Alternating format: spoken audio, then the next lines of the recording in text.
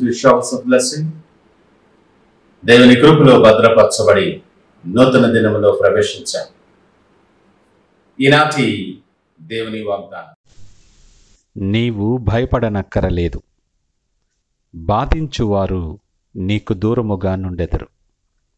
టైరనీ will be far from you, you will have nothing to fear. యెషయా గ్రంథం 54వ అధ్యాయం 14వ వచనం. Praise God. ఈ నూతన దినములో దేవుడు మీ కొరకు సిద్ధపరిచిన ప్రతి దీవెన ఆకాశపు వాక్యళ్ళు విప్పి మీ మీద కృమ్మరించునుగాక. మరి ఒక నూతన దినాన్ని ఆరంభిస్తున్న నేపథ్యంలో ప్రేమ కలిగిన వాగ్దానము ద్వారా దేవుడు మనల్ని దర్శిస్తూ ఉన్నాడు. స్థిరమైన బండ మీద కట్టబడినట్లుగా ఎంతో ఆదరణ కలుగు చేసేటటువంటి వాగ్దానము ద్వారా దేవుడు మనల్ని దర్శిస్తూ ఉన్నాడు.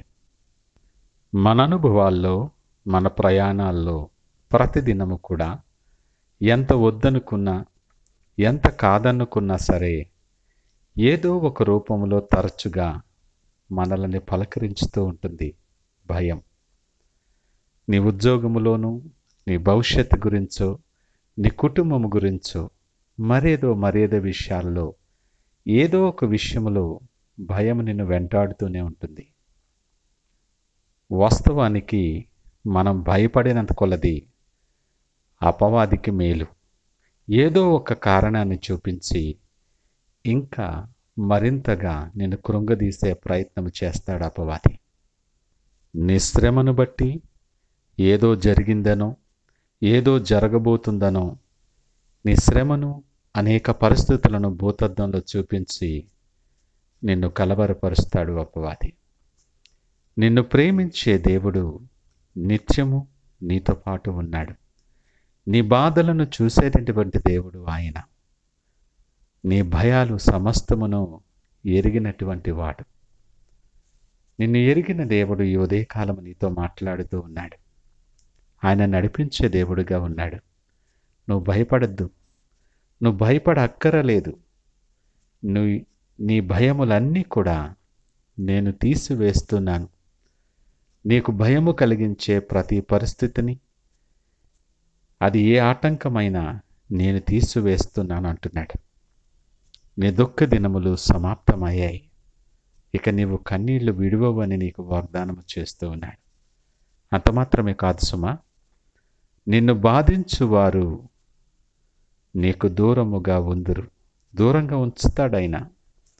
వారితో నేను యుద్ధము చేస్తాను. అది వ్యక్తులైనా, పరిస్థితులైనా, మరింకేదైనా నీ దరికి రాకుండా నేను వారిని దూరముగా ఉంచుతానని వాగ్దానం ఇస్తున్నాడు. మనస్సు నిండా, నీ మార్గము నిండా అనేక భయాలతో, ఆందోళనలతో నిండి ఉన్నావేమో. భయం వల్ల ఏమీ చెయ్యలేక నీ ఆలోచనలు స్తంభించిపోయిన నేపథ్యంలో ఉన్నావేమో. దేవుడు నీతో మాట్లాడుతున్నాడు. సూటిగా నీతో అంటున్నాడు ఈ ఉదయకాలం, నువ్వు భయపడక్కర్లేదు, ధైర్యం తెచ్చుకో.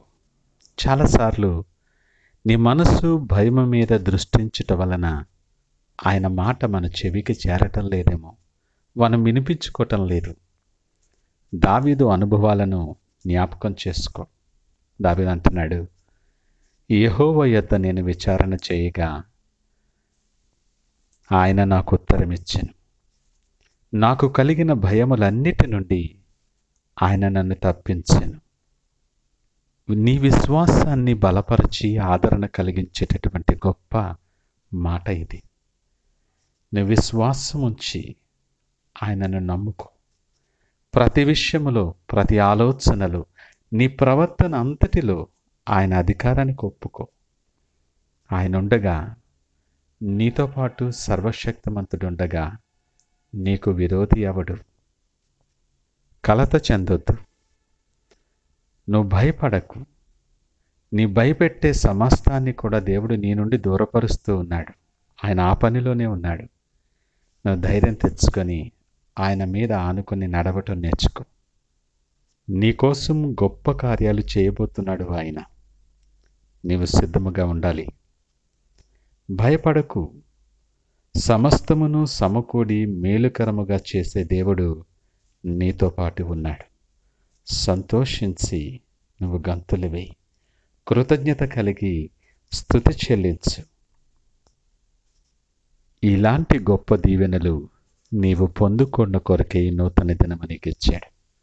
నూతన దినాన్ని ఆరంభిస్తూ ఉంటుండగా ఆయన నీ కొరకు సిద్ధపరిచిన ప్రతి దీవెనను స్వతంత్రించుకునేలాగిన ఆయన వైపు చూస్తూ ప్రార్థనాపూర్వకంగా దినాన్ని ఆరంభిద్దామా?